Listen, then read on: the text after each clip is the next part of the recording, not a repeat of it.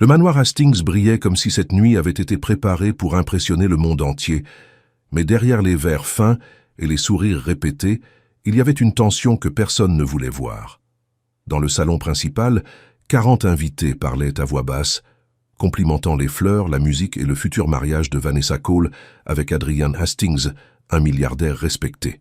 Tout semblait parfait, jusqu'à ce qu'une fillette de 3 ans soit placée au centre de la pièce sans comprendre pourquoi. Mia Delgado était assise près de l'entrée de la cuisine, tenant un lapin en tissu usé par le temps. Elle ne faisait pas de bruit, ne touchait pas aux arrangements floraux, ne courait pas entre les invités. Elle observait simplement tout avec de grands yeux, essayant d'obéir à ce que sa mère lui avait demandé. Rosa Delgado travaillait dans cette maison depuis 2 ans et connaissait chaque règle invisible de cet endroit. Elle savait quand sourire, quand baisser la tête, quand disparaître, avant que quelqu'un ne soit dérangé par sa présence. La personne qui devait s'occuper de Mia n'était pas venue, et laisser sa fille seule à la maison était hors de question. « Reste ici, mon amour », murmura Rosa, en arrangeant une mèche bouclée derrière l'oreille de la fillette. « Maman va travailler juste un petit moment. Tu restes bien tranquille avec Monsieur Lapin, d'accord ?» Mia hocha la tête. Rosa embrassa son front et retourna dans le salon en portant un plateau de boissons. Elle souhaitait terminer la soirée sans attirer l'attention, recevoir son salaire et rentrer chez elle avec sa fille endormie dans ses bras. Mais Vanessa Cole avait d'autres plans.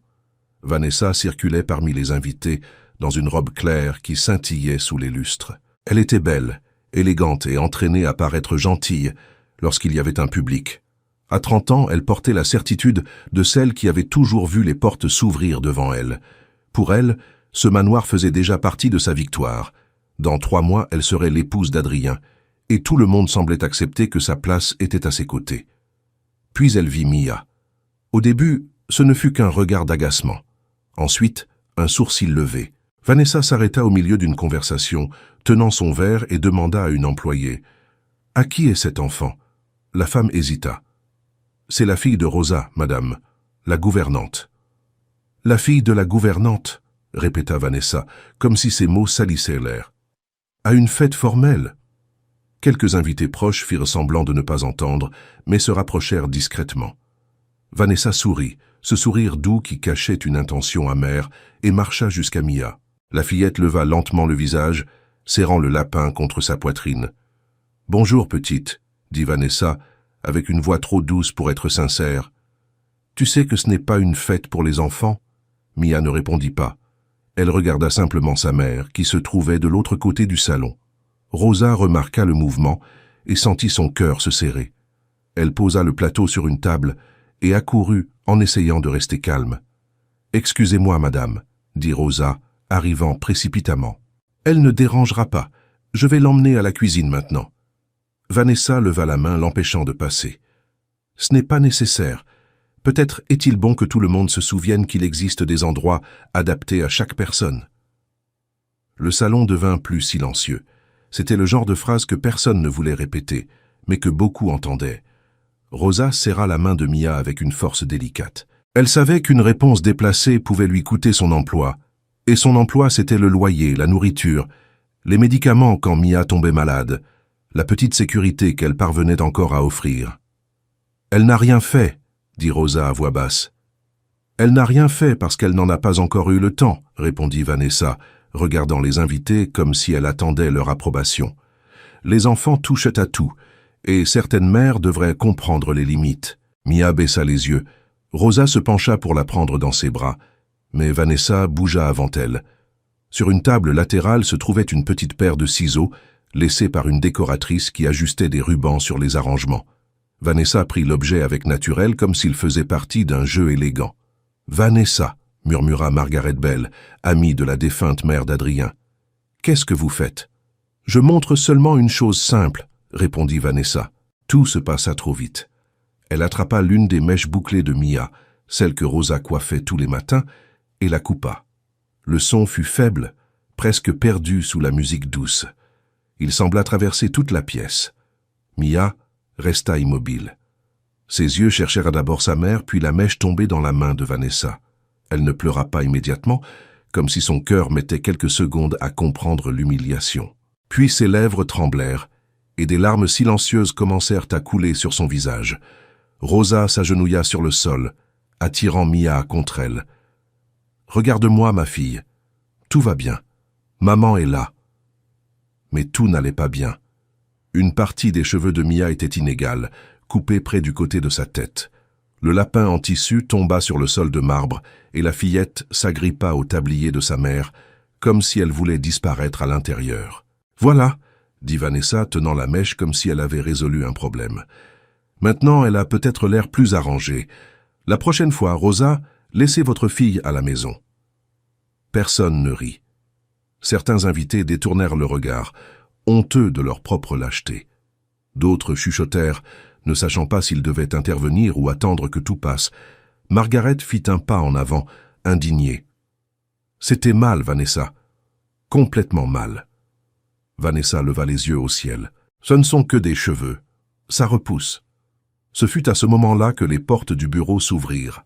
Adrian Hastings entra dans le salon, encore avec son téléphone à la main. Il s'était éloigné pour régler un appel important, mais il était revenu plus tôt que prévu. Au début, il ne vit que le cercle d'invités immobiles. Puis, il vit Rosa agenouillée au sol, Mia cachée dans ses bras et Vanessa tenant une mèche sombre entre les doigts. « Que s'est-il passé ici ?» demanda Adrien. Sa voix ne fut pas forte, mais elle fit paraître la musique lointaine. Vanessa tenta immédiatement de sourire, ajustant sa posture. « Chérie, ce n'est rien. La fille de l'employé dérangeait, et j'ai simplement corrigé une situation désagréable. » Adrien regarda les ciseaux dans sa main, puis les cheveux irréguliers de Mia. « Tu as coupé les cheveux d'une enfant ?» Vanessa lâcha un rire bref. « N'exagère pas, ce n'était qu'une mèche. »« Une enfant », répéta-t-il, plus froidement, devant tout le monde. Rosa tenta de se lever, honteuse d'être au centre de cette scène. « Monsieur Hastings, je vous demande pardon. Je vais partir maintenant. C'est ma faute de l'avoir amené. » Adrien s'approcha et s'agenouilla devant Mia, sans se soucier de son costume coûteux touchant le sol. Sa voix changea lorsqu'il parla à la fillette. « Bonjour, petite, je peux te regarder. » Mia leva lentement le visage. Ses yeux étaient rouges, pleins de larmes, mais il y avait en eux quelque chose qui coupa le souffle d'Adrien. Bruns avec de petits reflets dorés, la même forme que celle qu'il voyait sur les photographies conservées de sa sœur Helena, perdue des années auparavant dans un accident qui faisait encore mal en silence. « Je suis désolé, » dit Adrien à la fillette, « cela n'aurait jamais dû arriver. » Mia serra fortement son lapin et murmura « Je suis resté bien tranquille. » La phrase sembla briser quelque chose en lui. Adrien se releva lentement et fixa Vanessa, tandis que tout le salon attendait sa réaction. « Alors, explique-moi, » dit-il. « Pourquoi une enfant tranquille a-t-elle terminé cette soirée en pleurant sur le sol de ma maison, Vanessa ?» Vanessa inspira profondément, essayant de reprendre le contrôle de la scène qui lui échappait. Elle regarda autour d'elle et comprit que les invités ne l'observaient plus avec admiration, mais avec stupeur. La même salle qui, auparavant, semblait être sa scène ressemblait maintenant à un tribunal silencieux. « Adrien, tu transformes un petit incident en spectacle, » dit-elle, gardant la voix basse. La petite devait comprendre les limites. Je n'ai blessé personne. Adrien fixa la mèche de cheveux encore coincée entre ses doigts. Tu n'as pas remarqué ses pleurs ou tu les as remarqués et tu t'en es moqué? Vanessa serra la mâchoire. Tu es en train de m'humilier devant nos invités. Non, répondit-il, tu l'as fait toute seule. Un murmure traversa le salon. Rosa serrait Mia contre elle, le visage collé au sien, essayant de protéger sa fille de chaque regard. La fillette répétait doucement qu'elle était restée tranquille, comme si elle devait prouver son innocence à tout le monde. Cela toucha Adrien plus que n'importe quel discours. Il se tourna vers la gouvernante. « Rosa, emmenez Mia à la salle de bain de l'étage. Il y a des serviettes propres et une trousse de premiers soins dans le placard. Prenez votre temps. » Rosa hésita. « Monsieur, je peux partir.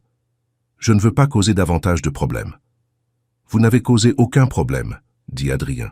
« Et votre fille non plus. » Les yeux remplis de larmes, Rosa acquiesça. Elle ramassa le lapin en tissu, prit Mia dans ses bras et monta les escaliers, tandis que le salon restait prisonnier du silence. Vanessa tenta de retenir le bras d'Adrien, mais il s'éloigna avant qu'elle ne le touche. « Tout le monde peut se retirer, » annonça-t-il aux invités. « Je vous remercie pour votre présence, Mais la soirée est terminée. Certaines personnes prirent rapidement leur manteau, d'autres tardèrent, voulant assister à la fin de la scène. Margaret s'approcha d'Adrien et parla avec tristesse. « Votre mère aurait été fière de vous de défendre cet enfant. » Le nom de sa mère traversa la mémoire d'Adrien, ramenant avec lui le souvenir d'Helena. Sa petite sœur avait elle aussi ses yeux attentifs, cette façon de paraître fragile et forte en même temps. Il remercia Margaret d'un signe de tête et monta. Dans la salle de bain des invités, Rosa mouillait une serviette tiède et la passait doucement sur le côté des cheveux de Mia. La fillette était assise sur le comptoir, avec son lapin sur les genoux et les pieds se balançant lentement. Quand Adrien frappa à la porte, Rosa essuya rapidement ses larmes. « Vous pouvez entrer, monsieur. » Il entra en tenant un petit éléphant en peluche qu'il avait trouvé dans une ancienne chambre. « Je crois que cet ami était perdu et attendait que quelqu'un prenne soin de lui, » dit-il en offrant le jouet. Mia regarda l'éléphant, puis Adrien. Lui aussi, il est resté seul. « Oui, » répondit-il avec un sourire triste. « Mais maintenant, il t'a trouvé. » Elle accepta le jouet et serra les deux contre sa poitrine. Pendant un instant, sa respiration sembla plus calme. Adrien observa attentivement le visage de la fillette. Il ne voulait pas être intrusif, mais la ressemblance le dérangeait comme une porte entr'ouverte. « Rosa, dit-il lentement, puis-je vous poser une question sur sa famille ?» La gouvernante se raidit. « Sa famille, c'est moi. Je comprends. Je ne veux pas manquer de respect à cela. » Il inspira profondément. « C'est juste que Mia me rappelle beaucoup quelqu'un que j'ai perdu. » Rosa baissa les yeux et son silence révéla plus qu'une réponse. Elle commença à ranger les serviettes avec des mouvements précipités. « Il est tard. Je crois qu'il vaut mieux que j'emmène ma fille à la maison. » Adrien perçut la peur derrière cette hâte. « Mon chauffeur vous raccompagnera. Vous n'avez pas besoin de sortir par la porte de service. Cette maison vous doit aussi du respect. » Rosa prit le manteau de Mia. En le soulevant, une petite photographie tomba de la poche et glissa sur le sol. Mia tenta de la récupérer, mais Adrien se pencha le premier. L'image était froissée sur les bords. Elle montrait un jeune couple devant un immeuble simple. L'homme souriait avec le bras autour de la femme, et la femme avait des yeux qu'Adrien connaissait mieux que sa propre signature. « Helena » murmura-t-il. Rosa s'arrêta comme si l'air avait disparu. « Rendez-la-moi, s'il vous plaît. » Adrien ne parvenait pas à détacher ses yeux de la photo. « Où avez-vous eu cela ?»« Elle appartenait à la famille du père de Mia, » répondit Rosa, presque sans voix. « Quel était son nom ?» Rosa ferma les yeux, vaincue par le poids qu'elle portait depuis des années. « Daniel Delgado, c'était mon frère. » Adrien posa une main contre le mur pour se soutenir. « Daniel était marié avec Helena ?»« Oui. Ils se sont mariés en secret, parce que la famille d'Helena ne l'acceptait pas. Helena disait qu'elle raconterait tout plus tard, quand elle en aurait le courage. Mais l'accident est arrivé avant. » La photographie tremblait entre les doigts d'Adrien. « On m'a dit qu'Helena était enceinte quand elle est morte. On m'a aussi dit que le bébé n'avait pas survécu. » Rosa se mit à pleurer. La voiture a d'abord été emmenée dans un autre hôpital. Mia est née prématurément, très fragile. Daniel n'a pas survécu. Helena non plus.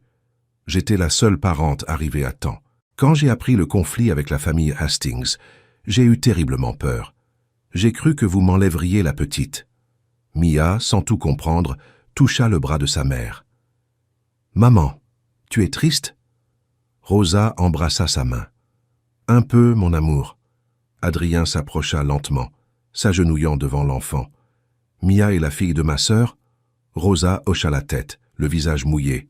« C'est votre nièce. Je l'ai élevée parce que j'ai promis à mon frère que je ne la laisserai jamais se sentir abandonnée. » Adrien resta silencieux. La douleur et la joie arrivèrent ensemble, trop mélangées pour tenir dans des mots. Il regarda Mia, la courbe de son sourire timide, les yeux d'Helena vivants dans un petit visage qu'il avait presque perdu pour toujours. « Je ne vous l'enlèverai pas, » dit-il enfin, en regardant Rosa. « Vous avez été son foyer quand personne d'autre ne savait qu'elle existait. Cela ne sera jamais effacé. » Rosa porta la main à sa bouche soulagée. « Je voulais seulement la protéger. Je vous crois. » Adrien essuya son visage. « Mais, si vous le permettez, je veux faire partie de sa vie. Je veux connaître ma nièce, apprendre ses histoires, lui montrer qui était sa mère. Non pas pour vous remplacer, mais pour ajouter. Rosa attendit quelques secondes, puis acquiesça. Elle mérite de savoir d'où elle vient, et elle mérite d'être aimée par tous ceux qui sont restés. Mia regarda Adrien avec curiosité. « Tu es mon oncle ?» Il laissa échapper un rire ému. « Oui, je viens de le découvrir, mais je le suis. » Elle réfléchit un peu et leva l'éléphant. « Alors, lui aussi peut être ton ami. » Adrien prit le jouet avec soin, comme s'il s'agissait d'un cadeau précieux.